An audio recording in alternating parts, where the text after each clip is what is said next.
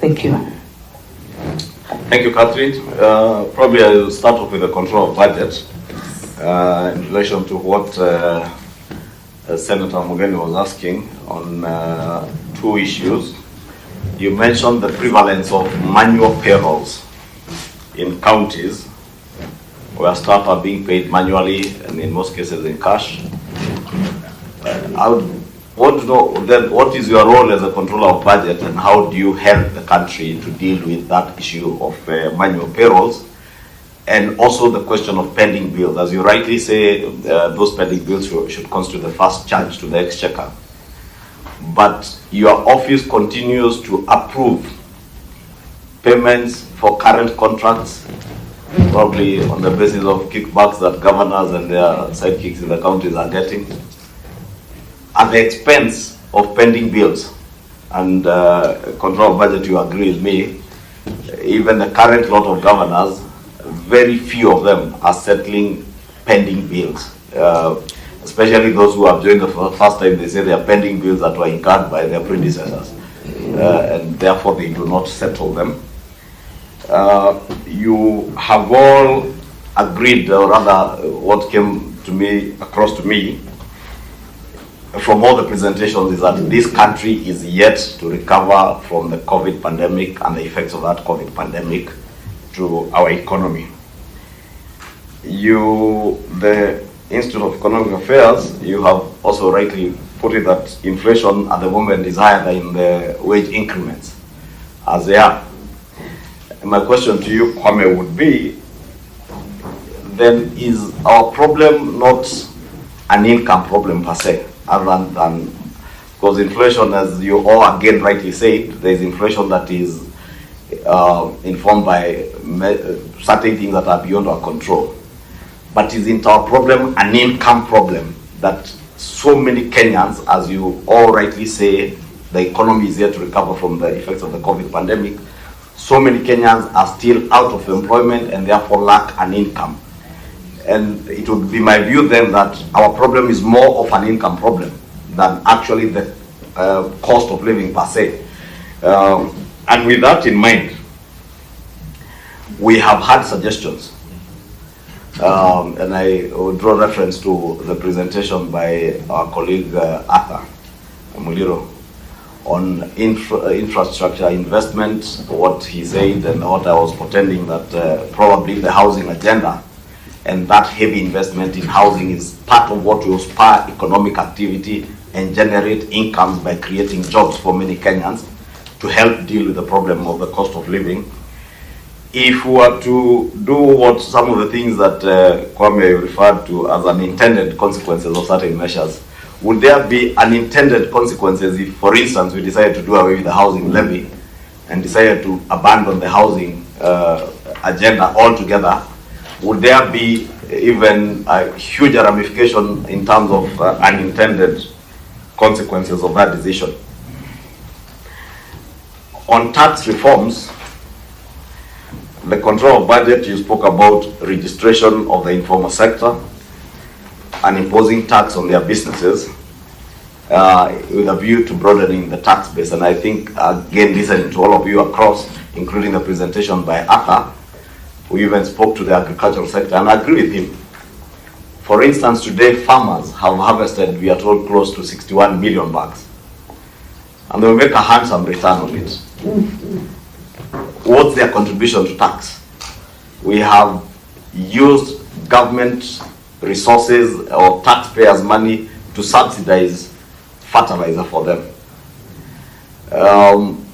The decrease in terms of the amount that they will be able to sell their maize may not be as significant, but what is their contribution in tax? And probably I think that's what you are alluding to. How do we incorporate all the other Kenyans who are not paying tax to become taxpayers? Because again, it is my view, and that is my personal view, that those of us who have access to the microphone are the loudest. But there are also those who are not loud and are quiet, but are also not paying taxes. How would you propose that we incorporate them in the tax paying bracket?